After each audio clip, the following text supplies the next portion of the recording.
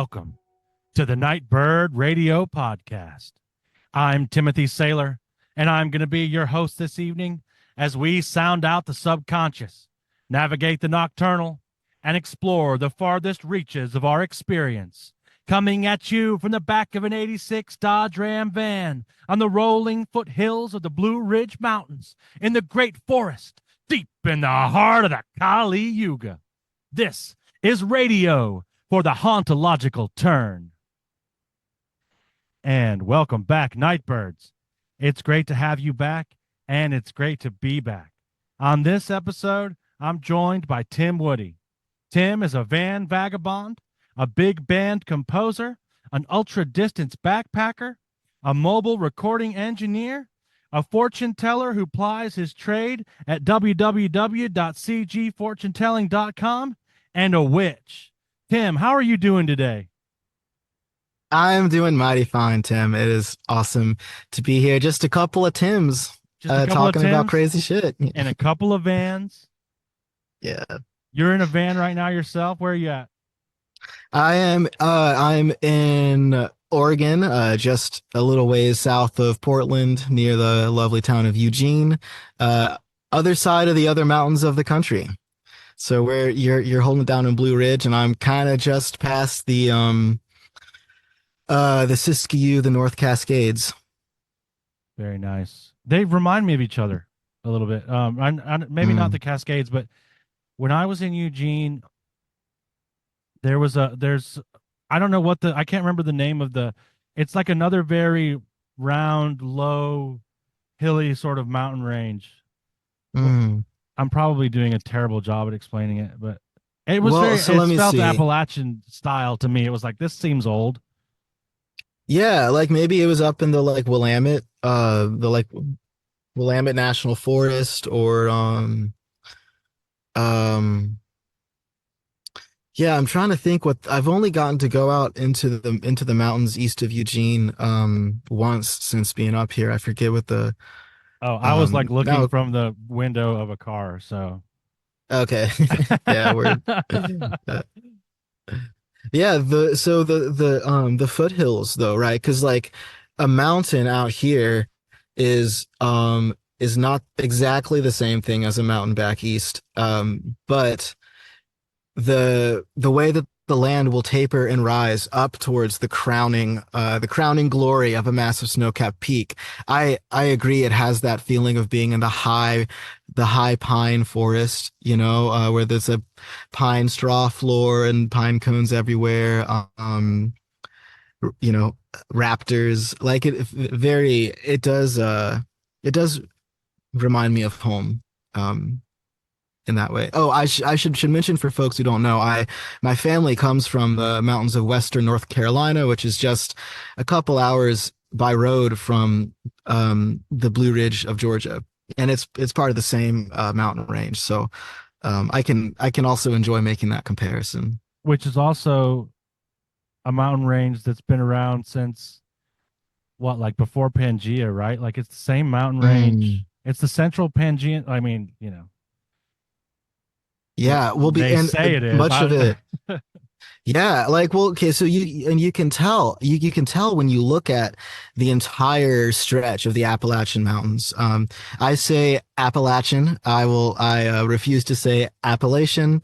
And as my friend Zach Russell says, if you say Appalachian, I'll throw an Appalachia. Or wait, I fucked it up. If you say Appalachian, I will throw an Appalachia. Damn it, I messed it up. But the Appalachians extend down into Georgia. I think they actually might go down south from the tip of Florida underwater, and then they extend from Maine all the way up to like Newfoundland, and they actually go under the ocean and come back out in Greenland. So I mean, that has certainly the feeling of being an old continental range, right? That's been largely submerged and interrupted by continental shift.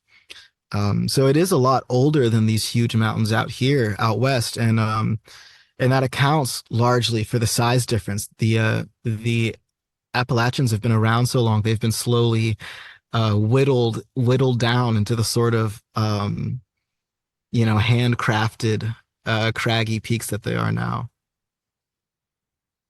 I love it. And you've hiked the Appalachian Trail yourself? I did, yeah. So I hiked the AT in 2015. I hiked the Pacific Crest Trail in 2017, and that was before driving out west. That was the last time I had been out here. Um, that's not technically true, but it might as well be true. And then I did the long trail in Vermont in 2022. Vermont's beautiful. Um, it's a gorgeous, gorgeous state, especially the um the great Northern Kingdom, kind of up in that northeast corner of the state. I've only gone to see a little bit of it. The long trail just kind of skirts the edge of the Northern Kingdom. But yeah, I mean the closer you get to the border, to the Canadian border, the more magnificent Vermont is. Um, and at the 45th parallel in particular, which is at the very end of the trail. Very nice. Yeah, there's I just when I heard that the first time, I think it wasn't too long ago, about, because on the other side, and correct me if I'm wrong, because you obviously know more about it than I do, but like apparently on the other side of the fault that goes under the ocean, the mountains going through like the Scottish Highlands and some of Russia and Mm, some of like Scandinavia, aren't they like weren't they like back in the day like all the same range? I believe so. Yeah. And so it's Yeah. interesting to me that like you have a very similar kind of fairy lore, and obviously people immigrated and brought those stories as well, Mm, but it's just strange how things sort of rhyme and echo across time and across distance. mm. Yeah, that there's something about the place.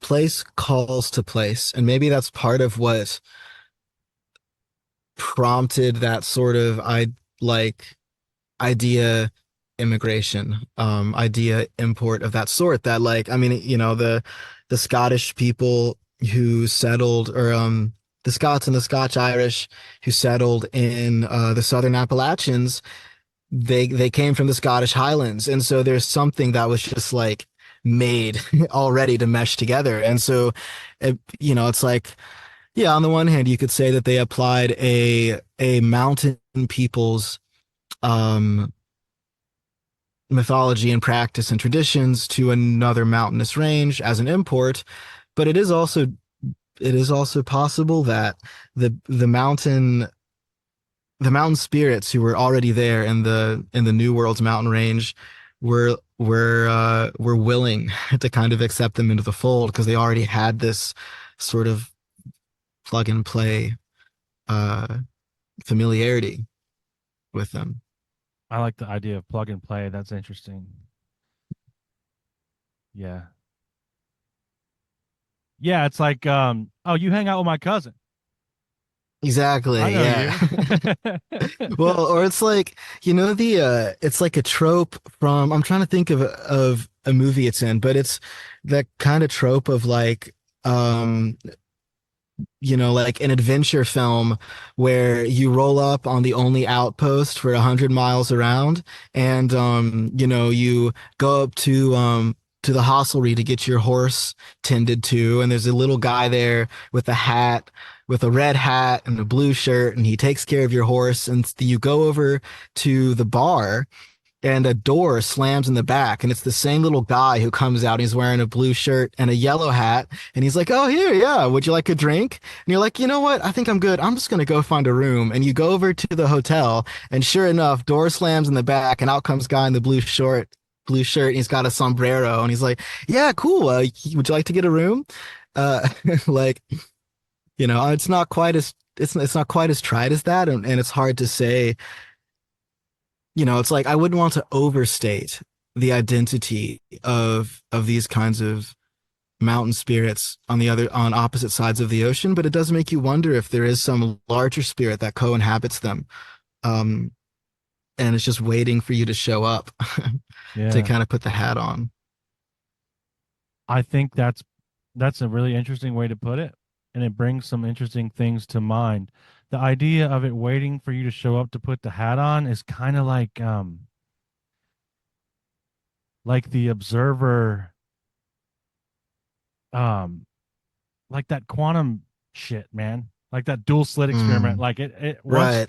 once the observer Yeah. becomes involved, like, and dude, this is not even a big model for me, but it's just that's what I thought of, right? Mm, Like it's not like it's kind of in a state of like maybe this spirit is in more of a state of chaos until it interfaces with this flesh in that way, you know? yeah. Yeah, that's a good point. I enjoy the idea of that your word, that your presence, that you're seeking the contact calls it into a form. Um, I And I think that think that is. Mm, go ahead, sorry. so go ahead, man. Not We're what? Get after used you, good to sir. it. Well, we say that in magic. We say appear to a form in a form that's pleasing to me. Hmm. Um, Exactly. It's the same. Yeah, I was kind of thinking the same thing that like when you're doing angel magic, um, calling the angel into a stone, or calling the angel into a mirror, or just calling the angel into appearance. I mean, that there's a sense that there's a projection that always happens, especially when you're talking about when we're working with this sort of Solomonic spectrum, and there's that Sephirotic kind of thing going on. That like, yeah, there's always this thing about projections and having to be projected down from an upper level of dimensionality into a lower level of the tree, or whatever. But then also there's a sense of like the spirit projecting into mist, right? Or into light or something, projecting itself into some discernible thing or projecting itself into the mind. Um, and so like in that sense, I mean, certainly for the angels, you get the sense that, I mean, like talk to 10 people who have seen the Archangel Michael, and one of them saw a boy like a nubile, like athlete with silver wings, and somebody saw like a transformer, somebody saw like a fucking blue dragonfly. um so like, yeah, I don't know, it's like, are those forms pre-contained in a sort of a chaotic maelstrom that the entity maintains, or are those forms presented by us to them when we call them to appear, um or something else, yeah, something secret third even option. secret third option, something even stranger, probably, right? Mm, yeah. Like I'm like, how does that being appear to a squirrel, you know? Yeah, nice. Yeah, I love that. I mean, it's the same thing with how like, I feel like people notice it the most with cats. Certainly people like we will notice it with dogs, but with cats, they frequently appear to be interacting with invisible things. Yeah. And so, you're like, I wonder, yeah, I just wonder. I mean, it's like, because if you have the tools, you can find out what spirits might be drifting through and interacting with your cat. But you don't get to know what the cat sees. And I always wonder if the cat thinks that there are like 12 humans in the house, or if, I mean, I feel like the cat can probably tell the difference between a flesh and blood mortal and a spirit. But I mean, but there's a spirit yeah, in there, like there's a yeah, spirit in there somewhere. So it's like, yeah, right. I'm sure they can tell the difference too, but at some point it's like, what's the finger and what's the hand, like, Mm, yeah. and that's the way I kind of like the best way for me at least to kind of to think with oversouls, like Mm, because it mm, it always comes back to that for me. It's like, okay, is like sure you have syncretism between these gods, but then at the same time, like if you look at PGM magic, they're calling all the versions of that one god, like at at the one same time, time, at the same yeah. time, or the goddess, Mm, and but and they're like, I was just talking about this with the episode's not out yet, but it'll be out by the time this is released. Um, with Sharif Clark mm, about it's like and the way he put it was I really liked it. He was like, it's like you're CCing all these people to the same email, you know? yeah. Like I'm calling Right. Ion, I'm Yeah. calling Yao, I'm calling the Agatho Diamond, like C C C C C Yeah. C C. And yeah, it's almost like it's Mm, like going up the ladder or something of the whole lineage of this spirit. Because at the yeah, there is some origin point. I don't know what it is, but it seems yeah. to be that they're connected somewhere. Right. Yeah. Like if it whether it's an apex or a through line, Yeah. it's like hard to say. It makes me think of a few weeks ago. So yeah, I you just had Ivy Ivy Bromius on the show. So a few weeks ago, I got to take part in a really awesome Hecate working with her and Danny Nemo and some other awesome witches in the area here, and we were doing some work on the evocation and just we're going through this long list of appellations of Hecate. And one of them that Ivy found was actually, I don't know. Ivy or Danny found this one that was she who wears golden laced sandals and drinks red wine by the well. It's Awesome, like dude.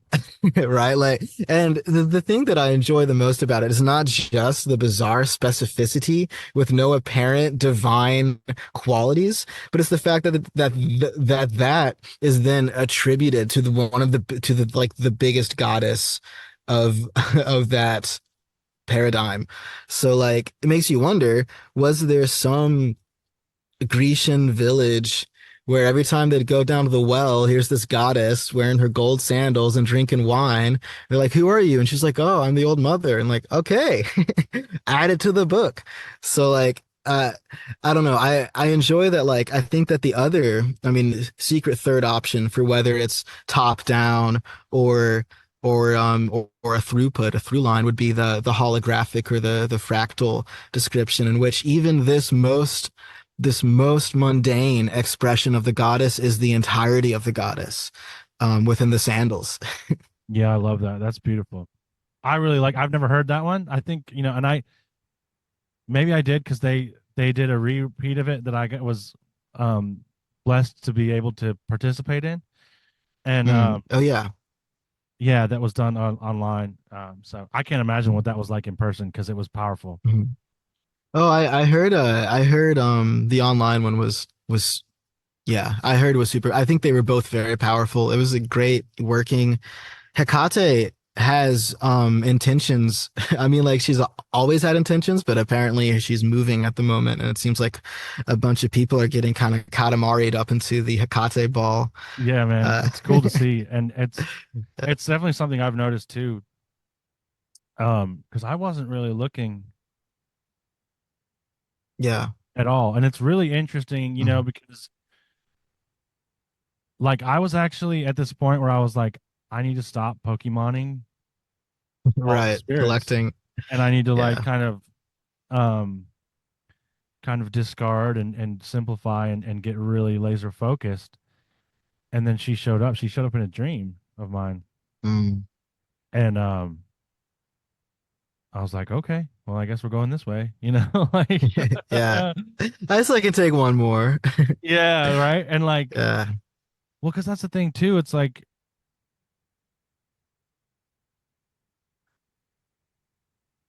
it's hard to even put into words because there are some spirits that just, when you meet a person and you're like, I've known you before Yeah. in another life or something. Mm. There are some spirits like that too, right?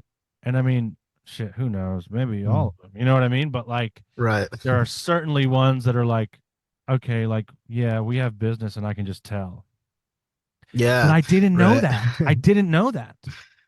It's so bizarre how quickly you can go from complete ignorance of your connection to a goddess to being wholly absorbed into her sphere. Like, Yeah, man. it's wild. I think that there's a sense of like we've been waiting for you. You're super late, but thank you for Yeah. finally showing up to our meeting. Yeah, I like that. uh, yeah, for me, Hecate, I got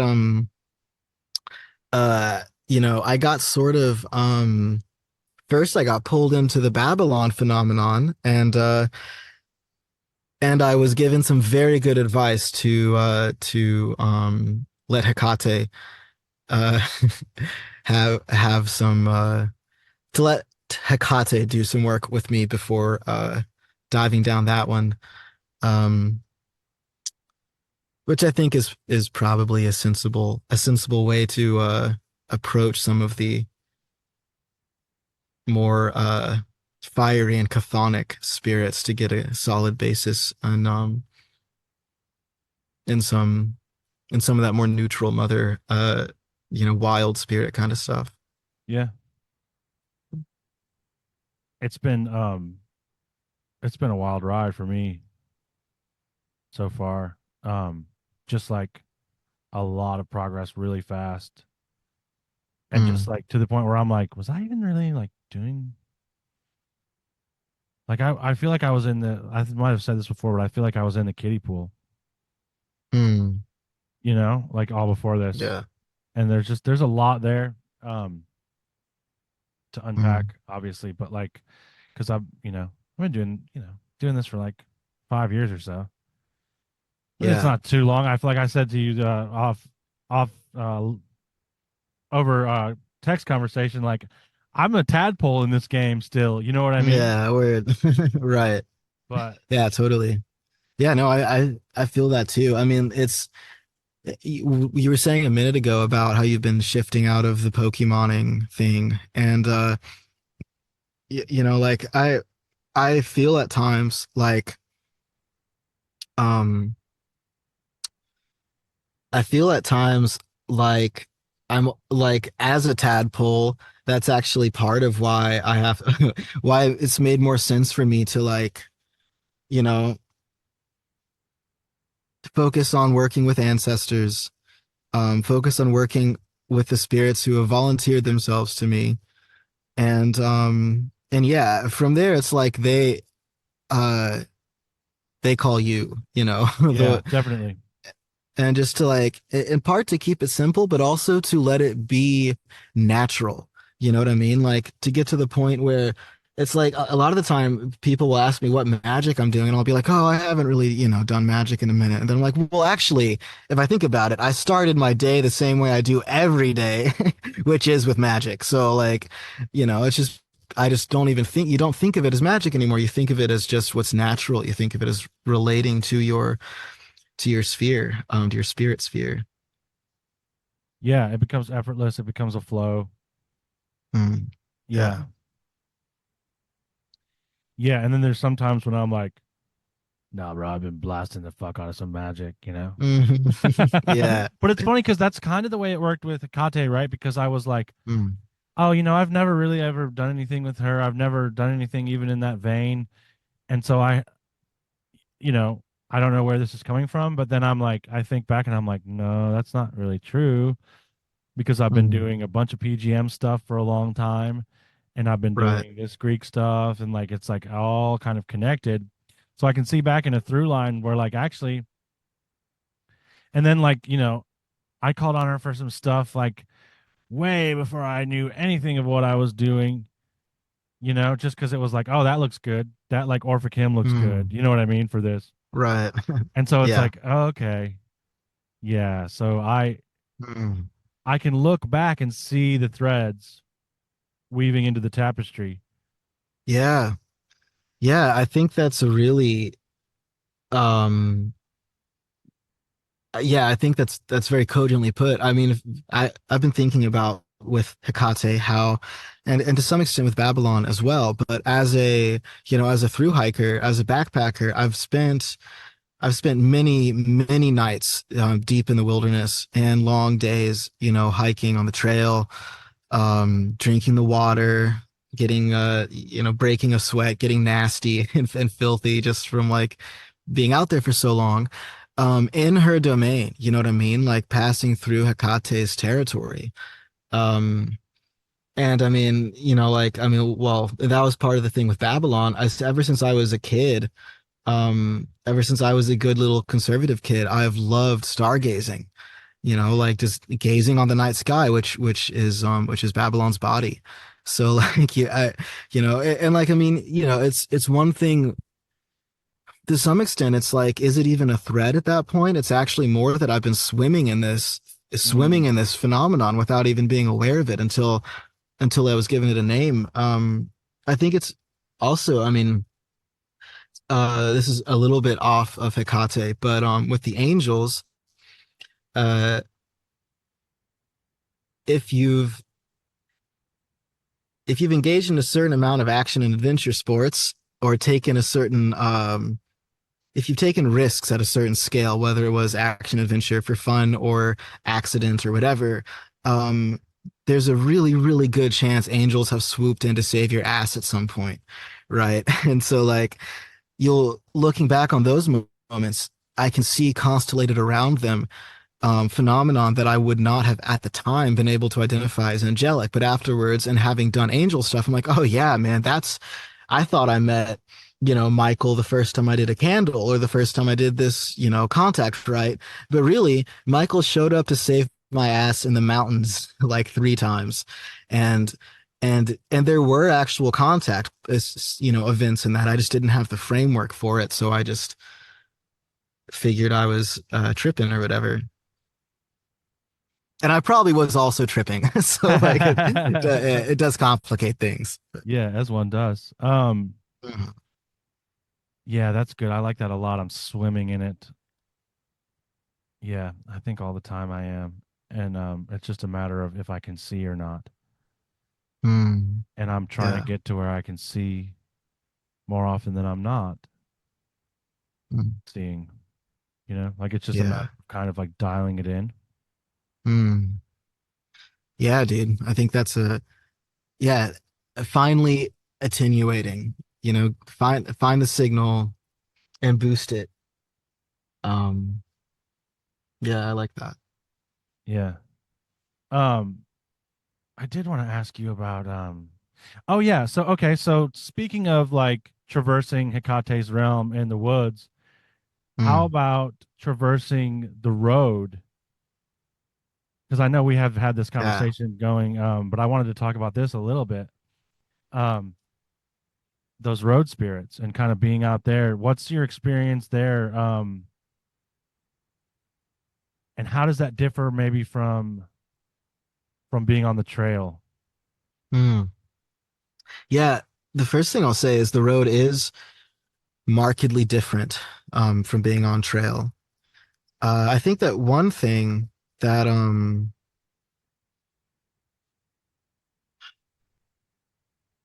there's one thing that's kind of jumped out at me. I'm just taking a moment to let it percolate there. Okay, so at the most fundamental level, or at the most primary level, we'll say a trail is a snake, right? Is a serpent. A trail is a linear is most times a linear sort of process. It To walk a trail is a linear traverse, right? Kurt Huggins, when I was on his and Rev's podcast a while back, he said the trail's a snake thing, which I just love. I love that. And the trail digests you, right? But you submit yourself to a linear process and you drift through it, and hopefully you see it to the end. So the road is not. I mean, the road might be a snake. It probably, well, I'm not saying the road is not a snake, but I'm saying it's a fucking tangle of snakes, right? It's a web.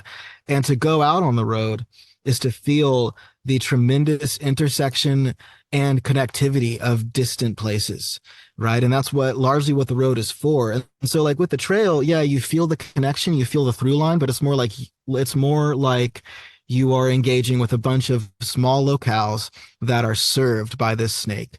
With the road, it feels more like road space and road time is somehow separate from conventional space and time.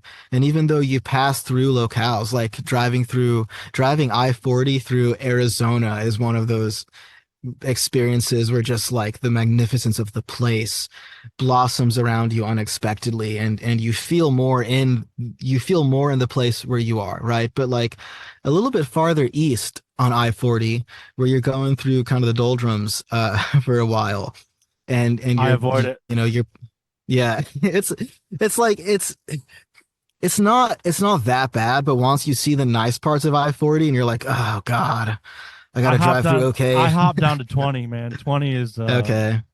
choice for me. I love it. Okay. I'll have to pick that one up the next time I'm going Yeah, across. basically, Uh, I ditched before Little Rock. okay. Yeah, That seems like the way to do it. Yeah, I like exactly. Tennessee, the I-40 through Tennessee is great. The corridor, you got Knoxville, Nashville, Memphis. Memphis is great. But yeah, it's like yeah, like after Memphis you kind of got Little Rock and then I'm a and little then it's a partial. I'm a bummer. little Yeah. partial to 20 though. You know what I mean? It's like the road Mm, home, which okay, I right. brings me Yeah. to something that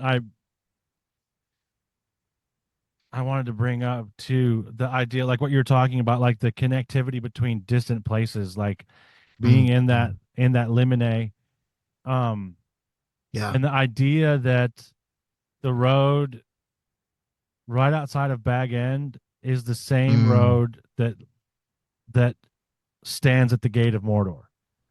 yep.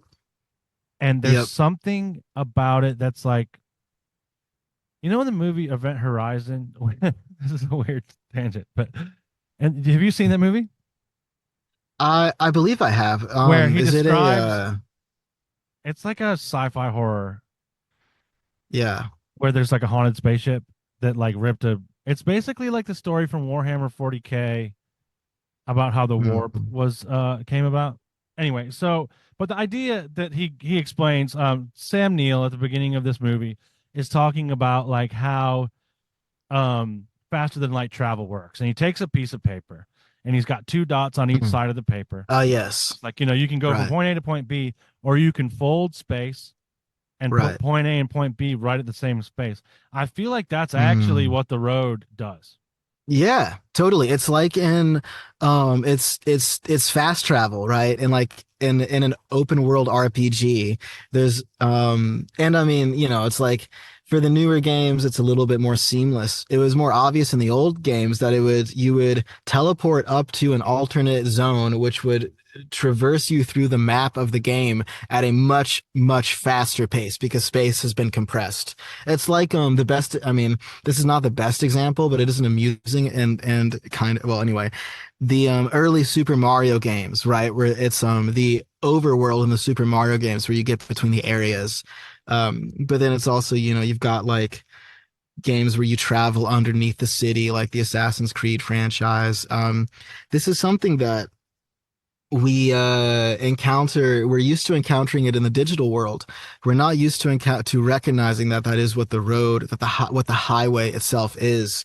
And i I mean, so like I guess there were two things I want to I like there that I wanted to kind of hit on. One, relating to what you were saying about Bag End and Mordor are connected, like not connected in the navigational sense by this road, connected in the literal physical and also and spiritual sense as well by the road. And so let's see. I want to say a thing about that. I want to bookmark road time to come back to in a second. But the thing we were saying earlier about oversouls or a fractal nature to spirits and to classes of spirits, I feel like on the road I experience this craving to encounter a wider span of space as a discrete entity. So like for instance, right now I look outside, I'm in this park and I go out in the park and I'm a witch, so I'm going to be like spirit of the land of some water, I'll start relating to the spirit of the land who it's right for me to relate to in this spot. And you hang out with it, you get to know it, whatever. You start to wander, right? You walk up a trail, you enter to another park. You're like, hey, spirit, is that still you? Is this the same? And you're like, yeah, it's maybe probably the same. Maybe there's a little bit of a shift. Another park 5 miles down the road, you assume it's a different land spirit. But when you start traversing space on the scale that we do with interstate travel, I feel this craving to experience larger spirits of place, to experience the locale and the spirit that holds it as being more expansive, less localized, or like polylocalized or something. And and I think that's kind of what you're saying, that in through road logic, Mordor and Bagend are the same place, right? They're neighbors. And I haven't yet figured out exactly. There are some practical implications about that I want to run down, Well, in the same way that but the Prince of Darkness and the Lord of Light are but two faces of the same being, right? That are dancing. yeah, right. Or like Michael and the dragon, counter penetrating each other and like being locked in this Yeah. uh revolving tangle. Yeah. That sort of Mm. illusion of duality. Or maybe it's just an experience of duality that becomes, like, there's a discussion there. Obviously, we don't have to go down that road, but Yeah, nice. So I'm curious, and this is the thing about road time. Have you lost time on the road before? yeah, I think when I was out on the Yeah. road this past year, all I did was lose time. Basically, I felt like Yeah. I Right. felt like it's interesting because actually that job is like you are either sitting there for very long periods of time. You might sit there for a day or two waiting Mhm. on paperwork or something, right? Right. And then you're also traversing large areas, and that feels Mhm. like you snapped your fingers and you're in another whole another side of the country, right? So it was Yeah. a really stark contrast. And yeah, I felt like it was all just lost time. And not like in a way that Mhm. I'm like lamenting it or anything, but Yeah. it's definitely like, oh shit, like it's takes my breath away to even think about how fast a year went out there. And Mm. and on a Yeah. on a micro level, like a day-to-day experience level, yeah, I mean there's that phenomenon of like going into kind of a trance state while driving, right? Hmm. Right. Where it's like, for all intents and purposes, I got abducted because I Yeah, don't exactly. I don't remember the time. the, there's like either a blank space. So yeah, right. It will either be a blank space or, and this is the one that I experienced the most. And this happens a little bit on trail, but on the road it's much more pronounced where you're checking. Yeah, you look at the map and you're like, oh God, I'm 40. I'm still 40 minutes out. I got to pee or whatever. And you close the map. You're like, I don't even want to think about this because if you've done this enough, you start to realize you can fuck with time this way. So you close down the map. You drive for 15 minutes. You open the map back up and you're 5 minutes away. Right. And like your lived experience of the time was 15 minutes. You can account for it, but it does not add up for the time that has been traversed. And of course, it does make you wonder if for part of that time I was like, oh, they can't see my face, but I'm, just completely blanked out or Yeah, something. like doing Uh, The Danny Torrance from The Shining deal, yeah, right. you know? Yeah. All work and no play. Yeah. Yeah, just Right. going in that zone. Hmm. Yeah. So like what's interesting is on the trail, we call that a time warp, um, rather than thinking of it as an abduction because well, there are a couple of reasons for that. One of them is largely chemical, but the other reason is that like one of the most fundamental things about through hiking, about hiking a long trail is everything takes as long as it takes, right? Like there's not a lot of time compression except that sort of subjective time compression. But there have also been times where people showed up someplace way sooner than they should have. It's like we all left before them, they left much later. We're all going to do the same distance, and they appear in camp way sooner than they should have. And it's like whatever. Not to say we're a bunch of terribly reliable witnesses to such an event, but um, that appears to be some sort of a yeah. It's like that could be some sort of a temporal psychological event. It could be some mode of spatial compression. I actually think that space gets folded up um, by the good neighbors rather frequently to kind of fuck with unwary humans. But sometimes the trail might be able to do that too. So like if that's the way it is on a dirt path in the woods where everything normally takes as long as it takes, but every now and then you can catch, I think of it as like catching a wind and you just drift through it and it doesn't take as long as it should. The road I think is made of that. And I'm reminded of the Dark Tower, Stephen King's Dark Tower, Yeah, where love it. Right, dude. So that's the thing. The Roland is on the road for so long that he comes untethered from time, and he passes through centuries as if they're nothing. Um, and yeah, I mean, I feel that. I think that and it's probably hard to account for in the bean counting sort of sense. But I do think that's part of the way that time behaves on the road. And well, one last little word on this, and then I shall yield the floor. But like the to go back to Hobbit advice, um, what is it? It's a I forget what he says. It's a big world out there, and if you don't keep your feet, there's no telling where you can be swept off to. So like I a lot of the time as a van lifer and as a vagabond, I have felt because I've encountered van lifers who, for whatever reason, they have no destination, they have no purpose, and I'm not judging them. That's actually the situation that they've been given, and so they'll say like, "I'm in the wind. I'm drifting." Um, you got to have purpose if you want to take the road. Like whatever the romance of being the actual drifter, the wanderer with no place to be, whatever the romance of that is, it is much, much better to be on the road with a purpose, with a mission, with a ring to carry, or with a place to go or a thing to make. Because without it, the road devours people, and it It and it will will. fucking eat you. Yep. It'll drive you mad as well, and especially those temporal effects. I mean, it started to worry me that I had lost time in the gym a little while ago. I was like, oh no. Like it was like 20 seconds. Like I looked at the clock, I looked at my hand, I looked back at the clock, and I was like, what? Um, well, I say looked at my hand, I looked at my phone. So maybe that's what happened. Maybe the phone ate the time. But uh but yeah, when you're on the road for that span, you're transforming yourself to work through that time. And it's really, really important to have things that continue to keep you tethered in to human time and human, processes and purposes.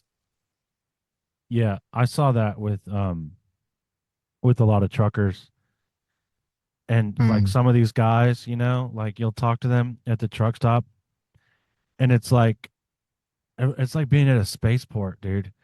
And like Yeah. these guys look Moss like they've Eisley been, Cantina. yeah, dude, they look like Yeah. they've been on the outer rim, you know what I mean? Like they've Mm-hmm. just been out Yeah. in space for so long that like they've got this wild, almost feral countenance, Yep. and like Yeah.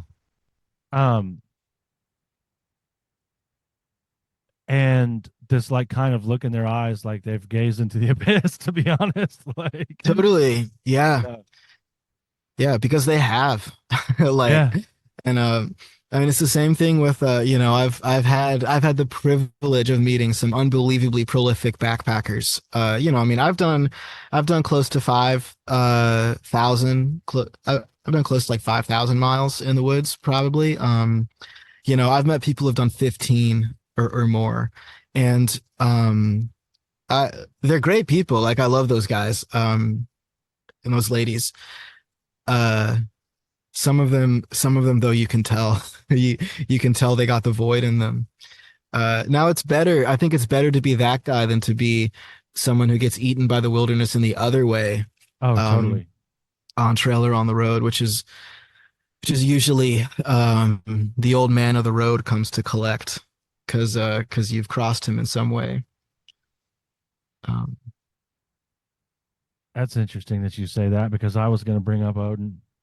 nice. And the way that your pop filter was covering your eye when you said that made it look like an eye. Right. It looks like you're wearing an eye patch. You've got the beard. I'm like, yeah, I'm feeling it, right?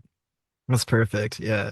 I think that that's another kind of it's interesting that you mentioned like you've got to have a purpose, you've got to have a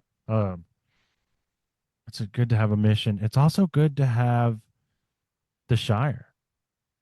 Yeah. And so Mm. I'm going to end up talking about this on a lot of these episodes because it's just what I'm going through right now. So if I'm repeating myself, that is what it is. But there is, for me, there's been this experience of like I've been out gathering all this experience, all this information, all this wisdom, all these tidings. Mm. And like there comes a time when I need to like go back to the Shire and integrate that, right? Yeah. And that's been an interesting thing because on the road it's been all Odin, but then as soon as I Mm. come home, it's the goddess. Yeah. And like she's at the hearth waiting for Odin. Like Freya is at the hearth waiting for Odin to return to bring his tidings so that she can show him how to put all that shit together and integrate it. And Yeah. if I don't have that, and it doesn't have to be, it doesn't have to be like some set place as long as that place exists, like however it exists for you, right? Like Yeah, I'm not saying you exactly. have to have a house or Yeah. something, but like, Right. like and and that's been a really interesting thing because like there was all like in that conversation I had with Ivy, I talked about this, but there was like there was all this magic I was doing and I felt like it was kind of around swirling in the air around me. And then immediately when I Mm. became sedentary again, it all just went like and Like shot it out. became more directional or okay. I don't know, it felt like it became unbunged. Mm. You know what I Nice. mean? Yeah, I could see that, man. It had some stability for it to take a walk around instead of just kind of hanging up and like waiting for Which is that. interesting that to hang up because Yeah, it's like yes, there he is again. there he is hanging on the tree, the Yeah, hanged man. Like, yeah, and I've gotten yeah. that a lot in tarot readings too. Funny enough, like, Mm. um, yeah. So there's definitely something there for me, and that's kind of unfolding still. So we'll see what comes of that. But You know, there's something. Well, I'm no, sorry to cut you off. please cut me Okay, off. Yeah. all right. So, home is a home is a fascinating concept that you start to think about a lot more after being on the road, as you well know. There's a novel by Thomas Wolfe. I've only read one of his novels. I liked it a lot, but he has another novel I've not yet read, titled "You Can't Go Home Again," and that the title of that book is probably the most famous, enduringly famous thing about Thomas Wolfe. Um, uh, so right, it's like about the needing a place where you can process what's happened and recognizing that place will be tailored to that purpose. I think that there's an interesting thing that happens to long-term travelers that they believe that because they've gone home, that home will make itself available to them for that process, and like something I learned after the AT is that the trail never ends. And I thought, it's like, okay, I'm leaving home. I'll go walk this trail. I shall then return home, but probably I'll go someplace more interesting than what I had available to me. Uh, and you get back home and discover it's not the same place, right? You can't step in the same river twice. And often enough, because something about something about travel, or I mean, in particular, a trail with a linear process with an endpoint gives you this cardinality that for me it was like I come home with all this stuff that's happened to me on the road or on the trail that I want to process. And home is like, yeah, we're not doing that right now. You've got a bunch of home shit to process, right? Or like, or you'll be fully engrossed in the drama of your home circle, of your social circle or your family circle. So for me, I feel like the ideal place to integrate is not the place I would think of as home, but the place where I can find that repose, right? It's not the Shire, but it is Rivendell, or it is, Oh yeah, I like that. um, like I'm, Tom Bombadil's place, right? Like, Yeah. as a van lifer, I have a turn of phrase. I call it, going to my room when I go to camp at the most remote place I can practically reach in an evening. Uh, and because like out there is where I feel the space to actually let go of the mission for a minute and just kind of look at all that's happened and feel it move through me. That being said, of course, yeah, Hecate being the mother in the wild, whether or not she has a hearth, though believe she is a goddess of the hearth as well. She has a She's a torch. goddess of so many things. A torch, exactly. Right. So there's still the fire and the warmth. That's where I think I find what you were describing. Um, but it's also like, I mean, I haven't, I gave up my apartment and when I chose to do the van life thing, so I haven't had anything, like a home really since then. And even then it was like, even when I had it, I didn't feel attached to it the same way other people I know feel attached to their homes. So like for me, it's like it seems like everything that is necessary, can be found, but I usually have to travel to it, or I have to go out to find it rather than going back in. That's interesting too, because the what you were talking about made me think of the fact that like when they try to return to the Shire, it's like burning. Yeah, because fucking Saruman and Wormtongue have torched the place. Yeah. So Yeah. that's interesting. Mm. And yeah, I like that, man. And I think that yeah, that makes good sense to me. And I also think that like and this is in that corny way of like, baby, you're my home. You know what I mean? Yeah. Like that Yeah. the goddess is home. Yeah. The Um ancestors are home the as ancestors are well. home and like we can Yeah. carry that with us. That's a good point. Yeah, dude. It's good turtle magic as Turtle well. magic, dude. Yes, definitely. Yeah. Yeah. Um and I think, that's interesting too, because now it's got me also thinking about Odin again and the fact that like the reason he has 100 names is because every time he comes home, he's different. Nice. Yeah. Like we Right. like we He's picked we up a can new come like epithet. right, like I can come back to the same place, but I'm not going to be the same. That's why I really can't Hmm. come home because I'll Yeah. never like it's all in flux all the time. Like that was one of the Yep. things that, dude, when I would be driving on the road, I would have start to think about how the wheels that are touching the road are slowly disintegrating. The road Yeah. itself is slowly disintegrating. The grass all around me is growing and blooming and dying and turning Yeah. back into dirt. The dirt is blowing in the wind and becoming new land. Like it Mm. really puts you in touch with and like that airy idea of flux and change being the only thing that's constant. Right.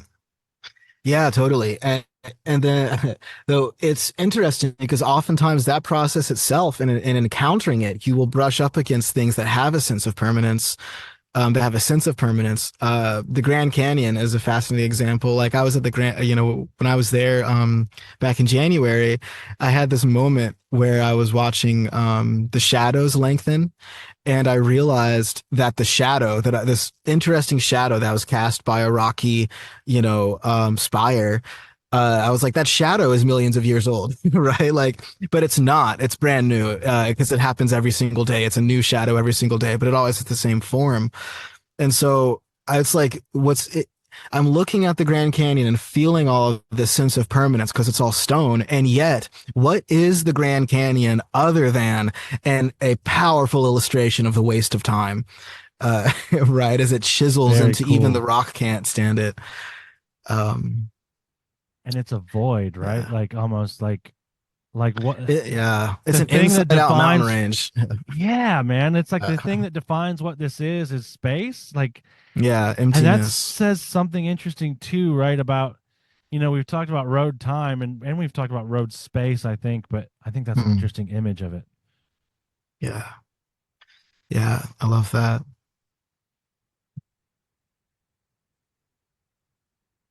Mm. Oh yeah, man. Something funny. uh, I I got on this when you were talking about the road and the wheels and stuff degrading.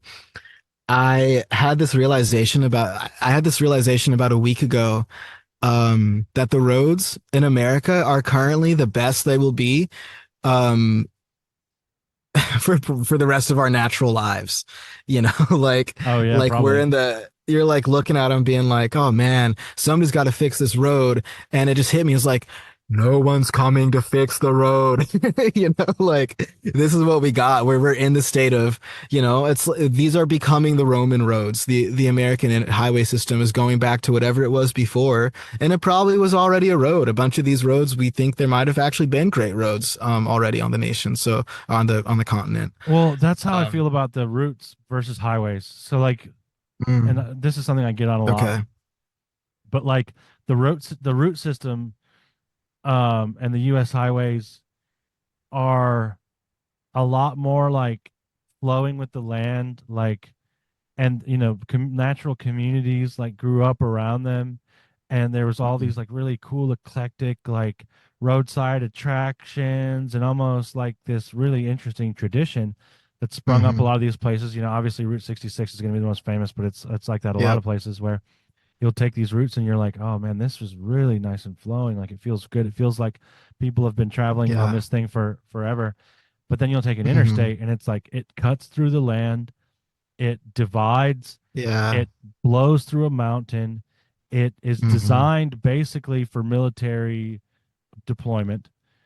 Right. And, obviously there's some logistic stuff there too, but we could argue that those are the same thing in this country. Yeah. You know, Right. For sure. and it's like a supply chain thing.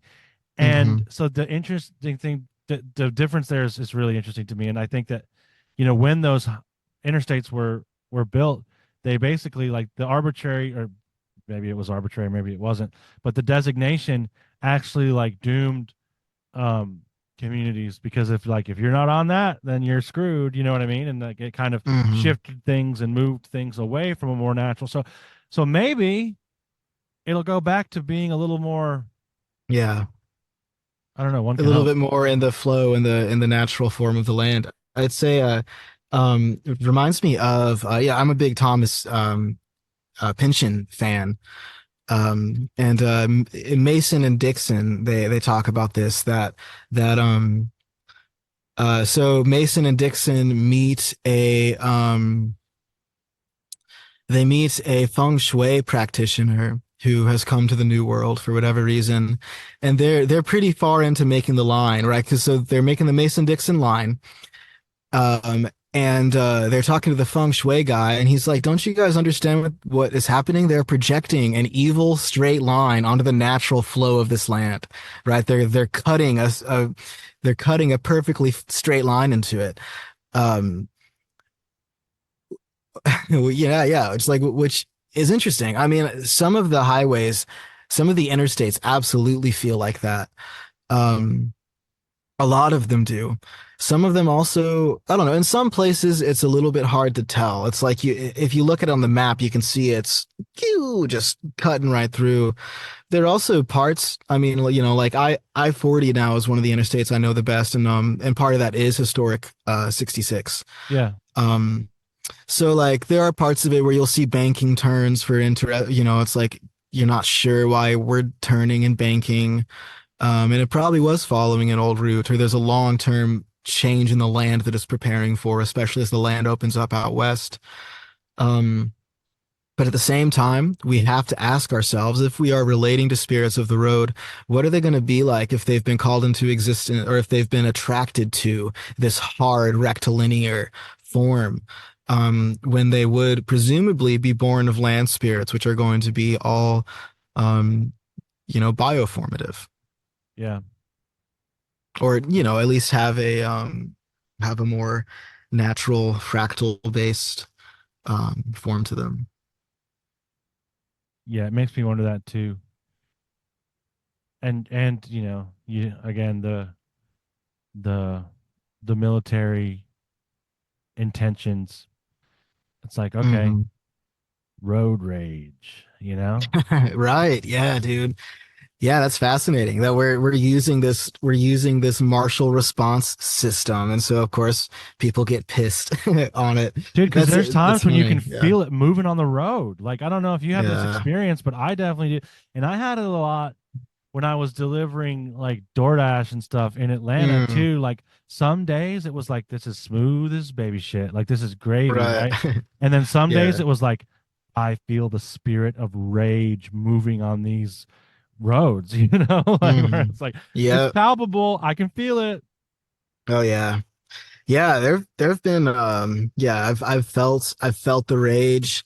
I have felt daredevil a daredevil presence on some Ooh, roads as yeah, well. very much You so. know, part of that is I have OCD, but like other than that, there's also like, like I mean there will be intrusive thoughts, but then also you'll feel at times you're like, "Oh wow, something has been making people drive insane right on this part of the road." Yeah. you know. And then you'll go back and check, and there's been an accident site there or something. Um, so that's really interesting. I've also noticed. Okay, so this is this is a little bit of a different take. Uh, I feel like we are in a time of resentment and repressed expression in the sense of people self-repressing and avoiding confrontation, avoiding confrontation in their personal lives or their professional lives, and that resentment, tends to hold itself in as suppressed rage. And the road we experience as one of the most anonymous uh, places, one of the most anonymous modes of existence is being roadborne, and so like uh it comes out that way, right? And like I've noticed because I spend so much time on the road that I'll get rage from unexpected people over nothing, much more consistently than I ever would just like through being in a, it's like you hang out in a place where people are constantly complaining about shit. You're still not going to catch flack from them the same way you will if you're out on the road in a solid panel white van. Like That's an interesting point, um dude. it's the physical, it is to the physical world what social media is to the digital world, right? Oh, wow, dude. Yeah, so it's again air. Yeah. Yeah.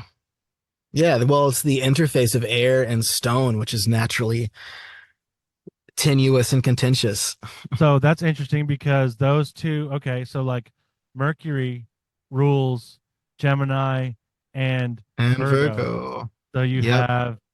you have the air and the earth coming together. There Mhm. he is. Yep.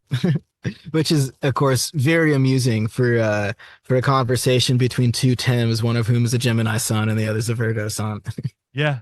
And so you have a Gemini Yeah, sun, right? I What's your do, yes. rising? Libra. Because I have Gemini rising Virgo sun. Okay, right. Okay, So nice, yes. this time of year is like Uh, very mm. good times. Yeah, I love the Gemini season. So you're extra airy. So it makes Yeah, I'm sense. I'm triple air. Oh, nice. Yeah. How's that?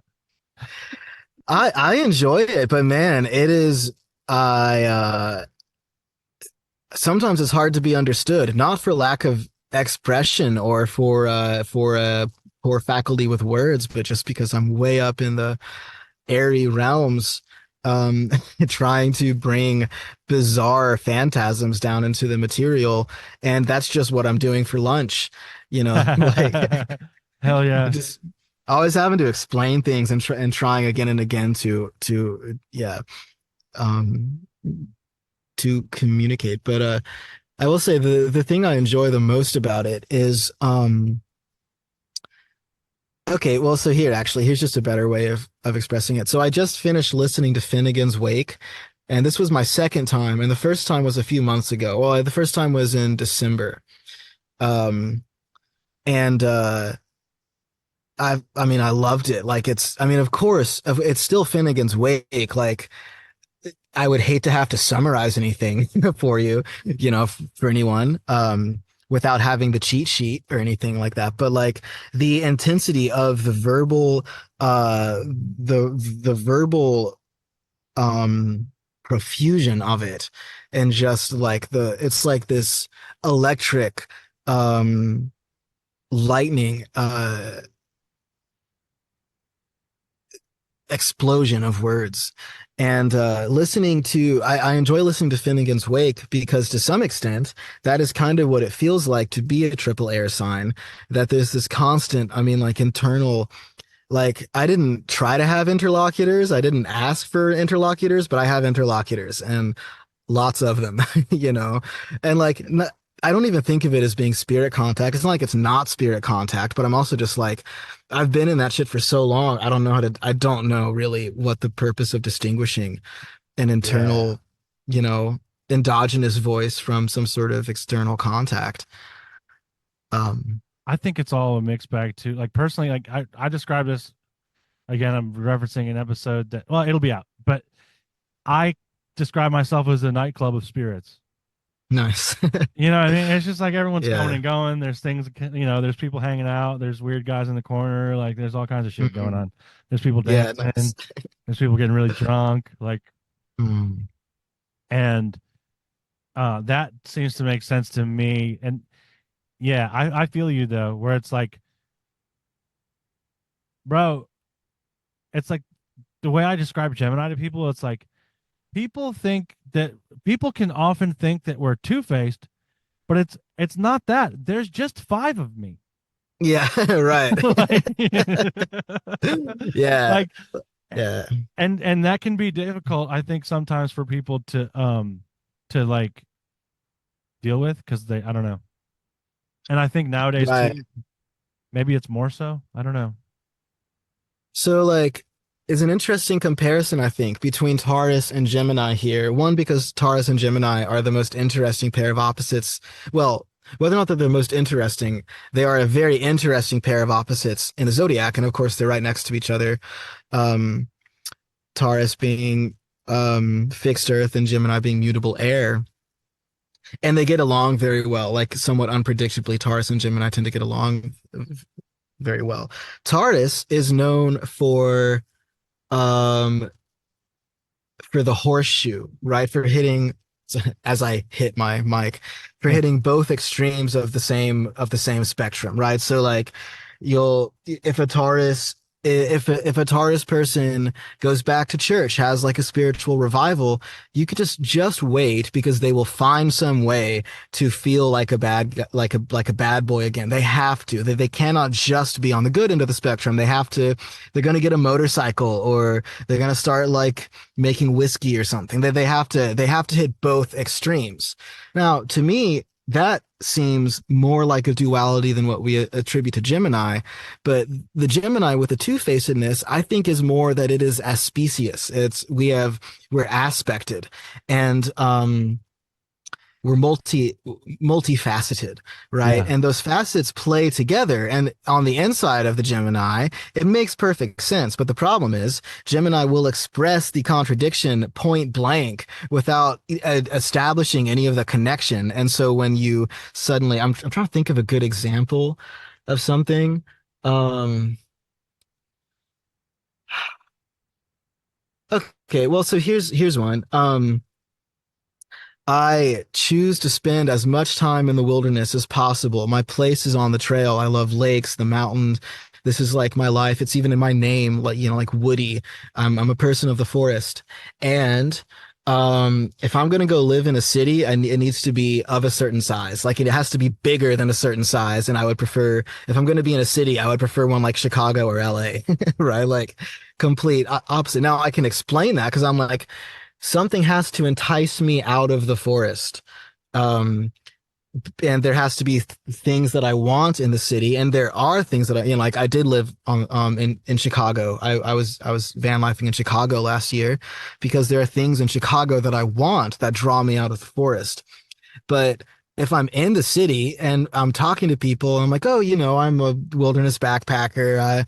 I love camping. They're like, what the fuck are you doing in Chicago? Um, so that's like the two-facedness. It kind of reminds me a little bit, just for a metaphor to kind of bring us back around to the mountain. Something I've been really enjoying thinking about the mountain with is like, um, I think we might have talked about this last time we were hanging out, that Yeah. the mountain cannot be viewed in its entirety. You cannot know the face of a mountain without seeing from all vantage points of the mountain at the same time, because the mountain is a 360 degree, the mountain's face is 360 degrees in a way that other faces are not. And also the mountain will not move itself to let you, like, of course, my body has 360 degrees, but you can very quickly circle me or have me do a, you know, um, you can ogle me very easily if you are so inclined. With a mountain, the south face and the north face, or better yet, the south face and the east face are different mountains. They look different, right? And it's not until circling the thing or flying around it in a helicopter, right, that you understand the face of the mountain. And once you know it from the different faces, you understand how they work together. Mount Whitney's a great example that from the western side of Mount Whitney and the eastern side of Mount Whitney, the Cathedral Rock looks quite different. Different enough that at first you're like, wait, is that Whitney? And then eventually you go up to the top or like traverse a part of it and you get enough of a sense of how it hangs together. Mount Hood, which I was just on, and of course you were got to enjoy some Hood views recently as well. It's got the hood, right? It's got the little, I assume that's why it's called Mount Hood. I don't actually know that. The original name is Y East. But the southern face, it's completely differently shaped. It does not have the little hump. So I'm not saying all mountains are Gemini. Uh, and indeed, a mountain is pretty much the opposite of a Gemini. But I don't know. I enjoy the metaphor. Hell yeah, I can dig it. That's interesting that you said, dude, you unlocked something to me about Taurus, which is where my moon is. Okay. And I was like, oh shit, you just made something make sense to be about myself that I never understood before. He Nice. just described me. You know what I mean? And Yeah, of course that's it's in cool. my 12th house, so of course I just only noticed it now. Right, right. It's been hiding away. Yeah. Yeah, So that's interesting. dude, before we kind of get going here, do you want to talk a little bit about your website and like where people can find you and like what you offer and go through that? Yeah, cool. So my fortune telling business is Country Gentleman Fortune Telling. I offer card readings through that. I really specialize in card reading, tarot, poker card, Lenormand, Fournier. I have read with Uno cards before, but I don't offer that on the site necessarily. uh, Rad. yeah, Country Gentleman Fortune Telling. The website is cgfortunetelling.com. If you go to the website, you can either book a session with me, like a Zoom, a virtual session. If you're currently in the Pacific Northwest, we can talk about, meeting up in person as well. But then also my website links over, my blog is there. There's not much there because I need to get my ass in gear, do some of this writing backlog. Um, there's also a link to my Etsy store where I sell individual question readings and you get a PDF document. I might be switching also to do audio for that. But that's probably the fastest way. That is definitely the fastest way. If you have a question that's burning inside of you and you've read your own cards and you're sick of reading your own cards and you don't know what the hell to do, or you just want to have someone read cards for you if it's not that serious. That's a really fast way. It's within 24 hours, you'll get the document back. It'll probably be within a few hours, depending on my connectivity situation. So if you need a really fast turnaround, that's the way to go. Or you can schedule a Zoom session with me, and that'll just have to kind of be by calendar availability. In a Zoom session, you can really go a lot deeper. You can do multiple questions. And get more of a systematic kind of approach in place. Nice, dude. Anything else you want to mention? Well, I'll have music coming out eventually. I'm working on some music projects at the current moment. One of them is a pretty big tune, we'll say. So hoping to release those things soon. I'm going to be getting my video production stuff up and running. I've captured a lot of footage on the road. I just need to still process it and start putting it up. But you can, of course, find me on the Instagram, Timothy, class, Country Gentleman Fortune Telling. I've changed that Instagram so many times. Yeah, I hear ya. Timothy Neil Woody is my Insta, where you can see adventure stuff and music stuff. And at some point, I'll have a YouTube for these adventure travel stuff. But that'll I can link to that through the website if they want to try to find me there. And we can do this again and talk about all that stuff like as you have that coming because That'd be yeah, great. Yeah, yeah, definitely, man. Thank you so much for coming on, dude. I had a great time talking to you. I did too, man. This was great. This is great. Hell yeah, man. You enjoy the rest of your day, and we will talk again soon. Sounds good, man. Hey, you too. Do you experience weird shit? Do your parents not like to tell their friends about what you do in the woods? Do you make more friends in a graveyard than you do at a party populated by living humans? Do you have interactions with beings that are not strictly considered human? Do other people look at you like you're crazy when you mention talking to trees in casual conversation? If you fist pumped or even just answered yes to any of these questions, you may be a nightbird. So let's sing together. If you'd like to come on the show and flap your gums with me, share your stories, or just talk about the malleable nature of reality for a while, then send me an email at tim@nightbirdpodcast.com. That's tim@nightbirdpodcast.com. I'd love to have you on the show. But until then, I gotta fly. But before I go, let me say this. Remember, you are never alone. I believe you.